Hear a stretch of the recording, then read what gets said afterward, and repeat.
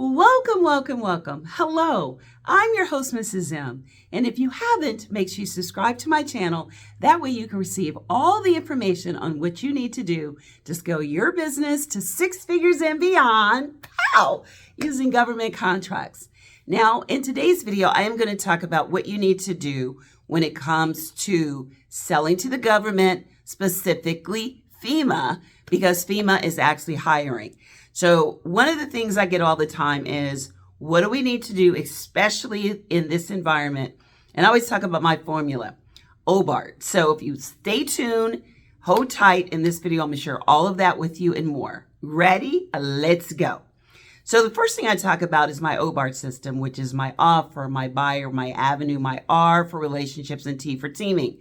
Now, I'm going to talk about the R for relationship because FEMA is hiring. There's a lot of noise out there, but this is one that it doesn't matter what like none of that, other things that we're maybe concerned with, China, tariffs, any of that. This is all about connecting with FEMA, and they're looking for some great companies right now. And we did a lot of disaster relief contracts. And I get a lot of people that ask me, how did I get my foot in the door? And I constantly take a challenge as if I'm a brand new company, just getting started to see what are the challenges now. Because remember, things change from when you did them last year to what you have to do this year. So I love to stay current and abreast on current information, not things that are antiquated that aren't going to work. Well, some things never change, and that is when it comes to understanding your buyer. I remarked to someone a couple of days ago about how I love to watch CNBC when it comes to the stock information in the morning, and they're talking about stock portfolios that are like a certain amount of money. Then you might look at another channel and they're talking about Chime, which is how to build credit. Two different markets, two different tribes. If one markets to the other, they'll be like, huh, what? And if the other market to the other market, they'd be like, what? What are you talking about? So you've got to know your buyer and you have to know what they're interested in, or they'll be like, what? What are you talking about? You won't connect. Now, one of the things I noticed, there's like 4 types of personality types for buying. And that's whether you're doing B2C, business to consumer, B2B, business to business, or B2G, business to government, which is what we're talking about. And B2G to government, business to government, is normally analytical. They want the facts. They want the information. They want the details. They want data. Some are about feeling good and inspirational, but government is about normally the personality type is the facts, the figures, the pricing. That's what you have to understand. So the first thing I'd say is making sure that you understand who you are selling to. The second thing is think about the fact of what you're offering is so good that if they don't go and hire you, they're missing out. That takes away the desperation. If you're looking to service that buyer, service that government buyer by giving them just great service when you're working with them in FEMA, disaster relief contracts, whether you're doing phase 1, which would be, like remediation or mitigation is phase 1. Phase 2 would be preparedness, like you're preparing. Phase 3 would be when we're looking at the response, and phase 4 would be recovery. So when we're looking at that, we want to make sure that we're talking to the right buyer by understanding what we're looking to offer. So I had a gentleman ask a question today, specifically to FEMA, specifically to this. So let's get to it. He said, Mrs. M, what do I do or say in order to stand out with all the noise that's going on? And I told him about understanding the analytical part of the buyer. Understand FEMA. That means you go to their website, you look at their org chart, you look at which one of the phases I talked about: mitigation, preparedness, recovery, response, recovery. That's the order it goes in. So I'm not going to talk about something that is in preparedness that has nothing to do with recovery. If I'm trying to talk to someone that may be interested in me working on a contract for preparedness, or I'm not going to talk about mitigation if I'm talking to someone that's looking for me to do work under the recovery. That's the work we did.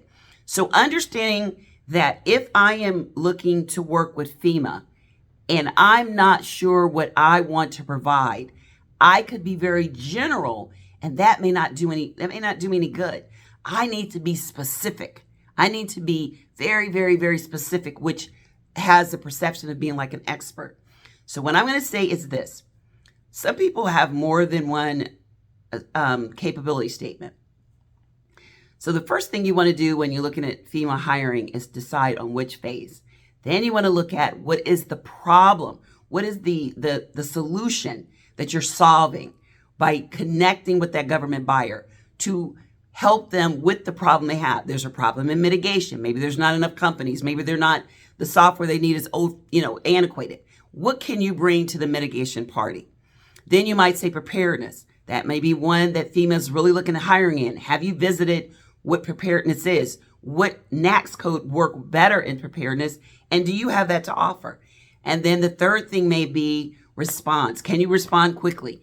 Where is that illustrated? Is it illustrated on your website that you're doing mitigation or preparedness or recovery? Do you have any past performances on or around that area to support that this is something you can do well?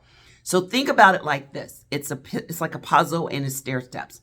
The first thing you need to do is make sure you understand what you're looking to offer, and can you offer it on the volume and time and all that responding during that time frame. Then you want to look at NACS codes. There's about 14 that do real well in different of the 4 areas. Do your research. Then you want to make sure that everything, your marketing, your B2G, business to government, for that buyer, which is FEMA that's hiring, what is your marketing saying? Does your website look just like it's everywhere?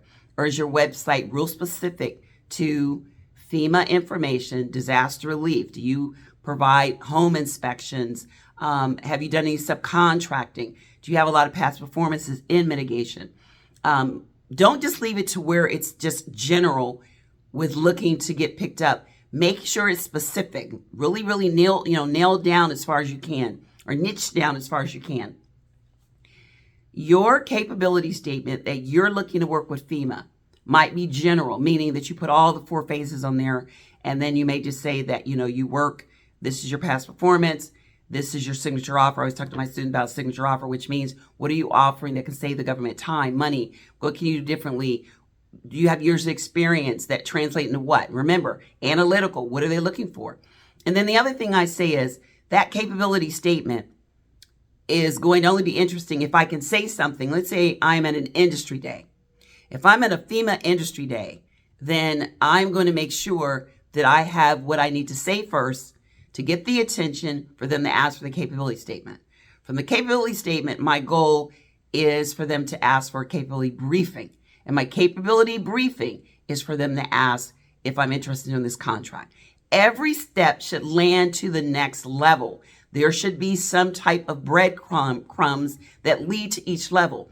There is no need to do anything if you're not looking to service your customers by giving them a chance to be introduced to how fabulous you are. That's the whole point of why we do this, because we know that we have some fantastic services that we want our government buyers to really know about. So always understand, what is the purpose? Your elevator pitch should get the interest for them to ask for your CAPE statement, or your CAPE statement should lead to a capability briefing. Capability briefing should lead to you having the opportunity to land a contract, either bidding on it or subcontracting, but everything should have a purpose. Shouldn't just be out there, Your business card should have a purpose. Everything you do in your business should have a purpose.